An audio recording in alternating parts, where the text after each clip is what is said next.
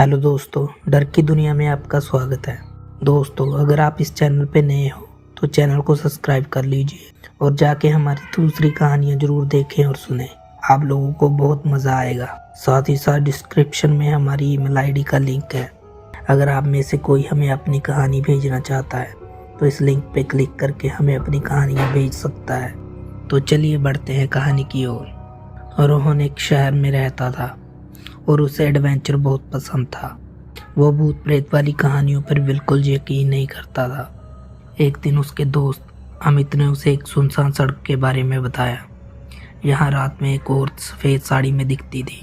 गांव वाले कहते थे कि जो भी उसे देखता है वह रहस्यमय तरीके से गायब हो जाता है या फिर पागल हो जाता है।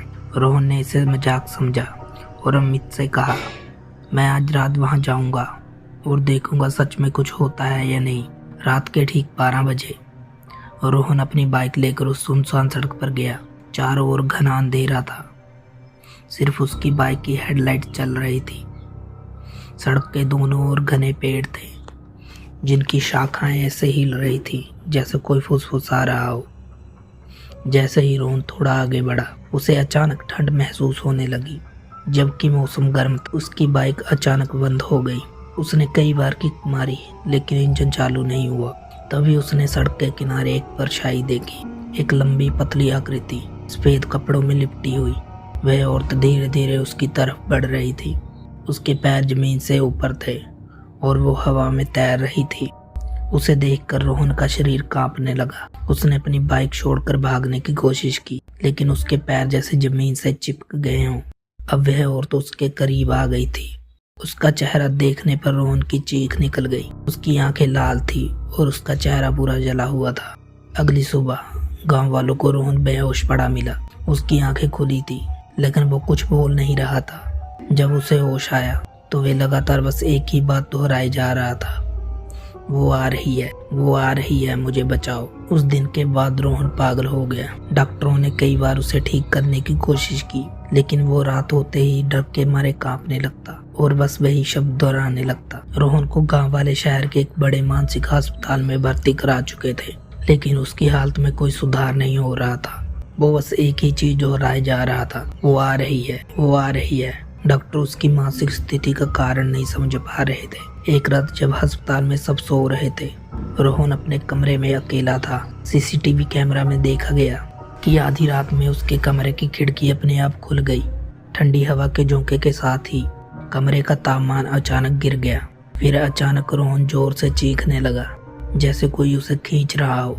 उसने अपनी दोनों आंखें चौड़ी कर ली और उसके चेहरे पर भयानक डर था। कैमरे में कुछ भी साफ दिखाई नहीं दे रहा था लेकिन रोहन अपने हाथ हवा में उठाने लगा। अगली सुबह जब नर्स ने उस कमरे को खोला तो रोहन बिस्तर पर नहीं था। कमरे के अंदर चारों तरफ खून के निशान थे और दीवार पर एक वाक्य खून से लिखा था, अब कोई नहीं बचेगा। पुलिस को बुलाया गया लेकिन अस्पताल की किसी भी गार्ड ने रात में कोई संदिग्ध गतिविधि नहीं देखी थी। सीसीटीवी फुटेज में सिर्फ रोहन को हवा में उठाते और अचानक गायब होते देखा गया था। गांव में ये खबर आग की तरह फैल गई। लोग कहने लगे कि वो सफेद साड़ी वाली और अब और किसी की तलाश में है। अमित जो रोहन का सबसे अच्छा दोस्त था और जिसने पहली बार उसे सड़क के बारे में बताया था, वो अब बेहद डरा हुआ था। वो इस रहस्य को सुलझाना चाहता था लेकिन उसे नहीं पता था कि कहां से शुरू करें। एक दिन गांव के एक बुजुर्ग ने उसे बुलाया और एक भयानक सच्चाई बताई। उसने बताया कि वो औरत एक साधारण भूत नहीं है, वो बदला लेने आई है। अमित के रोंगटे खड़े हो गए। उसने कांपते हुए पूछा, किसका बदला? बुजुर्ग ने उसकी आंखों में देखते हुए धीरे से कहा, जिसने भी उस आत्मा को जगाया है वो अब उनके पीछे है। अमित को महसूस हुआ कि अगला निशाना शायद वही था। अमित का दिल जोर जोर से धड़कने लगा। बुजुर्ग की बातों ने उसे अंदर तक हिला दिया था। उसे एहसास हो गया था कि उसने रोहन को उस सुनसान सड़क पर जाने के लिए उकसाकर बहुत बड़ी गलती कर दी थी। अब शायद वह अगला शिकार था। अमित अब हर रात डर के साए में जी रहा था। उसे अक्सर महसूस होता कि कोई उसे देख रहा है कभी कभी उसे लगता कि कोई उसके कान में फुसफुसा रहा है, लेकिन जब वह मुड़कर देखता तो वहाँ कोई नहीं होता। एक रात वह अपने कमरे में अकेला था। अचानक लाइट झपकने लगी और कमरे का तापमान गिर गया। अमित ने अपना मोबाइल उठाया और वीडियो रिकॉर्डिंग चालू कर दी। अचानक दरवाजे अपने आप बंद हो गए। फिर उसने अलमारी के शीशे में एक परछाई देखी, वही सफेद साड़ी वाली औरत, लेकिन इस बार उसका चेहरा और भी डरावना लग रहा था। उसकी आंखों से खून बाहर आ रहा था और वह धीरे धीरे अमित की तरफ बढ़ रही थी। अमित के शरीर ने जैसे काम करना बंद कर दिया था। उसकी सांसें तेज हो गई और वह हिल भी नहीं पा रहा था। फिर अचानक वो साया बोला, तुमने मुझे बुलाया था, अब मैं तुम्हें लेने आ गई हूँ। अमित जोर से चिल्लाया और आंखें बंद कर ली। जब उसने दोबारा आंखें खोली, कमरा एकदम शांत था। वह बिस्तर से उठा और जल्दी जल्दी लाइट ऑन कर दी। सब कुछ सामान्य लग रहा था, लेकिन जब उसने अपना मोबाइल उठाया और वीडियो देखा तो उसकी रीढ़ की हड्डी में सिहरन दौड़ गई।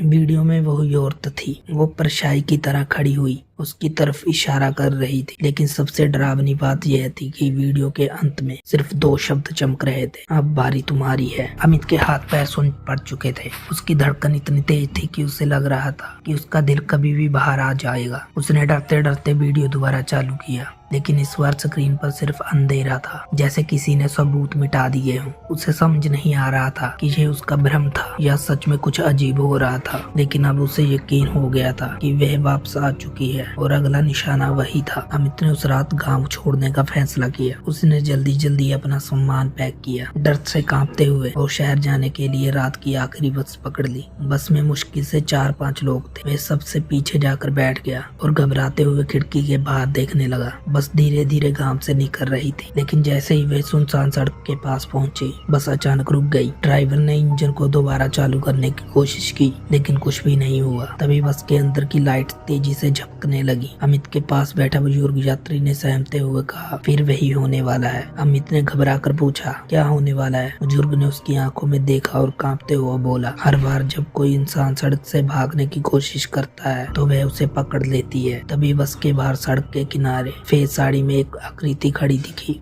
उसका सिर झुका हुआ था और उसके लंबे उलझे हुए बाल हवा में लहरा रहे थे। ड्राइवर ने डर के मारे बस का हॉर्न बजाया, लेकिन तभी वो आकृति धीरे धीरे हवा में ऊपर उड़ने लगी। अमित की सांसें रुक गई। उसके सामने वही औरत थी जिसकी लाल आंखों से खून टपक रहा था और वह उसे ही घूर रही थी। वो बोली, तुम मुझसे बच नहीं सकते।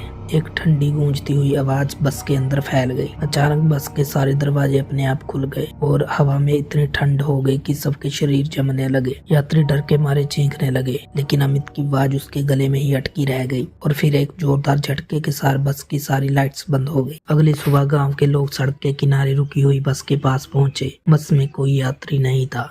ड्राइवर और कंडक्टर बेहोश पड़े थे, लेकिन अमित का कोई नामो निशान नहीं था। पुलिस ने जब सीसीटीवी फुटेज देखी तो आखिरी चीज जो रिकॉर्ड हुई थी, एक सफेद साड़ी वाली औरत अमित की सीट के पास खड़ी थी। और फिर अचानक कैमरा धुंधला हो गया।